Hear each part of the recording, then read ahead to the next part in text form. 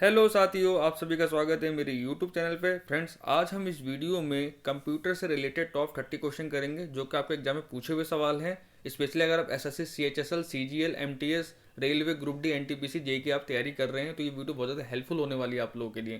तो इस वीडियो पूरा जरूर देखिएगा। और इससे पहले मेरे प्लेलिस्ट में जाके आप साइंस की सारी वीडियो आप दे सकते हैं जो कि रेलवे ग्रुप डी के प्रीवियस ईयर क्वेश्चन है। तो अगर आप तैयारी कर रहे हैं तो आप जरूर देख सकते हैं उन वीडियो को। तो चलिए बिना किसी देरी के हम वीडियो की शुरुआत करते हैं। चैनल पर पहली बार चैनल सब्सक्राइब जरूर कर लीजिएगा।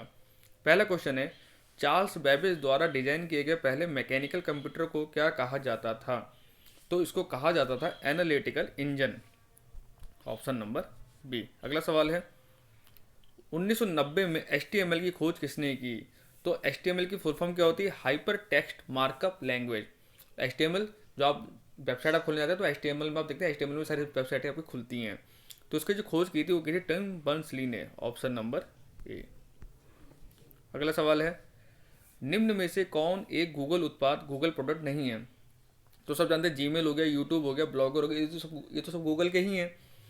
लेकिन जो iTunes है ये किसका है? ये एप्पल वालों का है। तो राइट आंसर हो जाएगा हमारा ऑप्शन नंबर बी। जो iTunes है ये एप्पल आईफोन जिनके आते हैं उन पर iTunes वो लोग डाउनलोड करते हैं, ठीक है ना। आधुनिक कंप्यूटर का जनक किसे माना जाता है? ये इतना पजल वाला क्वेश्चन है। इसका आंसर मैक्सिमम लोग चार्ल्स बेबेज लगा के आ जाएंगे और जब घर के आंसर की मिलाएंगे तो देखेंगे हमारा आंसर गलत हो गया। ये बात कर रहे हैं मॉडर्न कंप्यूटर की। अगर मॉडर्न कंप्यूटर आपसे सवाल पूछेगा तो आंसर लगाएंगे Alan Turing. Option number B. ये मत लगा के आ जाना चार्ल्स बेबेज, ठीक है ना। निम्नलिखित में से किसे भारतीय सुपर कंप्यूटर के जनक के रूप में जाना जाता है? वेरी वेरी इंपॉर्टेंट क्वेश्चन, बहुत बारी सवाल को पूछा जाता है। तो भारतीय सुपर कंप्यूटर जनक हैं वो हैं आपके Vijay Bhatkar. Option number B. अगला सवाल है, निम्नलिखित में से किसने कंप्यूटर प्रोग्रामिंग में बाइनरी लॉजिक और अंकगणित का बीड़ा इन्हें पायनियर उठाया? तो ये उठाया था किसने? क्लाउडेन सेनन ने। Option number C. अगला सवाल है, बाइट शब्द किसके द्वारा गढ़ा गया था? तो फ्रेंड बाइट है ये शब्द गढ़ा गया था वर्नर बुक होल्जो के द्वारा। Option number C. अगला सवाल है, ने पॉल एलन के साथ मिलकर वर्ष 1975 में माइक्रोसॉफ्ट की स्थापना की। तो सब जानते हैं माइक्रोसॉफ्ट बहुत नामी संस्था है कंप्यूटर के लिए और ये पॉल एलन और बिल गेट्स ने मिलकर इसकी स्थापना करी थी माइक्रोसॉफ्ट की। तो राइट आंसर होगा बिल गेट्स।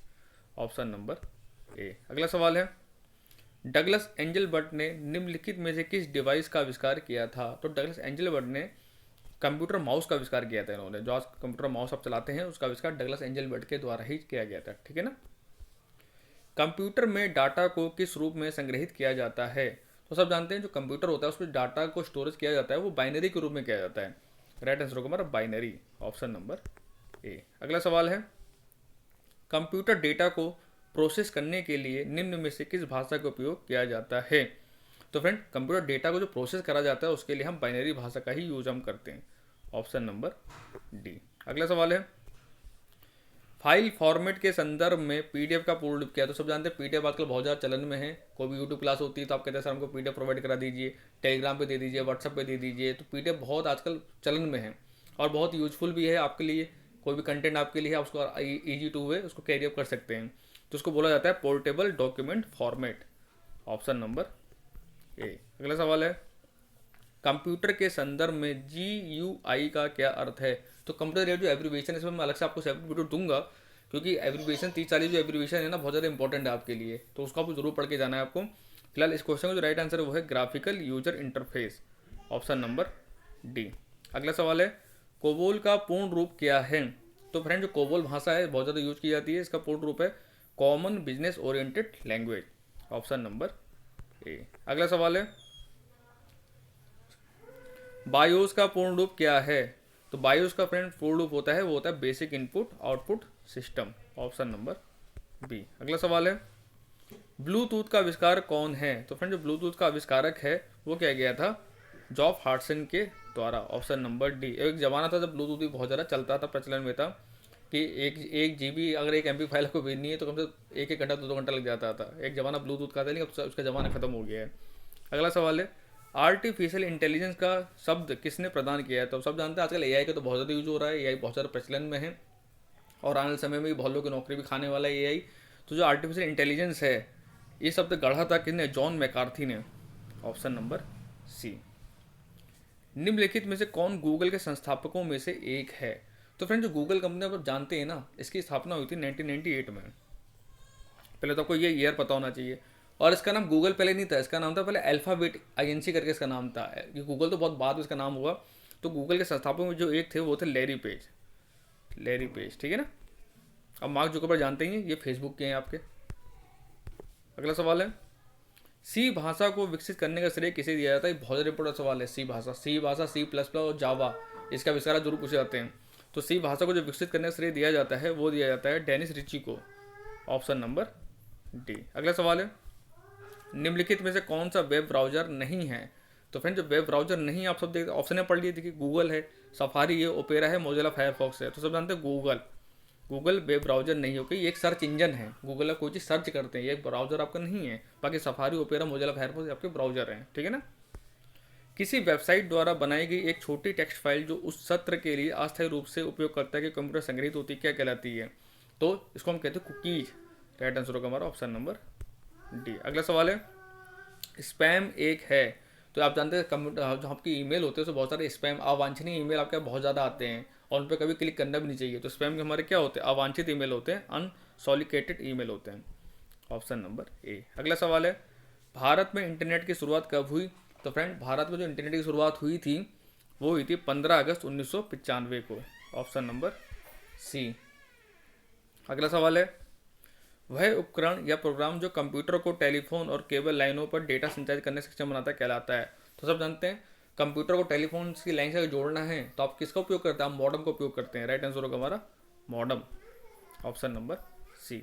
अगला सवाल है, इंटरनेट उपयोग करने के लिए निम्नलिखित में से किसकी आवश्यकता होती है? तो फ्रेंड अगर आपको इंटरनेट यूज करना है तो सब जानते हैं उसके लिए एक आईपी एड्रेस की आपको बहुत ज़्यादा जरूरत पड़ेगी आपको। बाकी ईमेल, हैकर, टीवी जैसा कुछ नहीं होता है, आपको आईपी एड्रेस की जरूरत होती है, ऑप्शन नंबर ए। अगला सवाल है, इंटरनेट तकनीक में डीएनएस का क्या अर्थ है?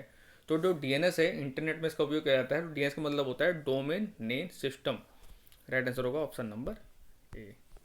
अगला सवाल है, निम्नलिखित में से कौन सा कीबोर्ड शॉर्टकट एमएस वर्ड में अंडो ऑपरेशन करने के लिए उपयोग किया जाता है? तो आपको शॉर्टकट कुंजी याद होनी चाहिए, इससे रिलेटेड बहुत ज़्यादा क्वेश्चन पूछा जाता है एग्जाम में, इससे भी एक सेपरेट वीडियो को कराऊंगा मैं बाद में। तो एमएस वर्ड में अंडो ऑपरेशन करने के लिए आप कंट्रोल प्लस जेड का उपयोग आप करेंगे, ऑप्शन नंबर ए। हालांकि जो लोग कंप्यूटर यूज करते हैं उनको तो भी पता ही होगा, जो लोग नहीं करते उनको याद करना पड़ेगा। एमएस वर्ड में एक नया पैराग्राफ बनाने के लिए निम्न में से किस की का उपयोग किया जाता है? तो फ्रेंड जब भी आप कोई नया पैराग्राफ बनाएंगे तो हमेशा एंटर की का उपयोग आप करेंगे। तो राइट आंसर होगा आपका एंटर, ऑप्शन नंबर बी। अगला सवाल है, आपके विंडोज 10 पीसी को लॉक करने के लिए इनमें से किस कीबोर्ड शॉर्टकट का उपयोग किया जाता है? तो विंडोज 10 जो पीसी हमारे, उसमें हम कीबोर्ड के द्वारा भी उसको हम अपनी आप क्या कर सकते हैं? लॉक कर सकते हैं कंप्यूटर को अपने। तो उसके लिए हमको चाहिए होता है विंडो लोगो की होती है और प्लस एल हम दबाएंगे तो हमारी स्क्रीन लॉक हो जाएगी, ऑप्शन नंबर डी। अगला सवाल है, एक पेटाबाइट बराबर होता है? तो सब जानते हैं एक पेटाबाइट में 1024 टीबी होता है, टेराबाइट के बराबर होता है ये, ऑप्शन नंबर बी। और एक एमबी में 1024 केबी होते हैं, ठीक है। 1024 एमबी मिलकर एक जीबी बनाते हैं, 1024 जीबी मिलकर एक टीबी बनाते हैं, ये आपको याद होना चाहिए, ठीक है ना। तो फ्रेंड यहाँ पर टॉप 10 को समाप्त होते हैं। Thank you very much. Video अच्छा लगा लाइक शेयर कीजिएगा, चैनल पहले से सब्सक्राइब कर लीजिएगा।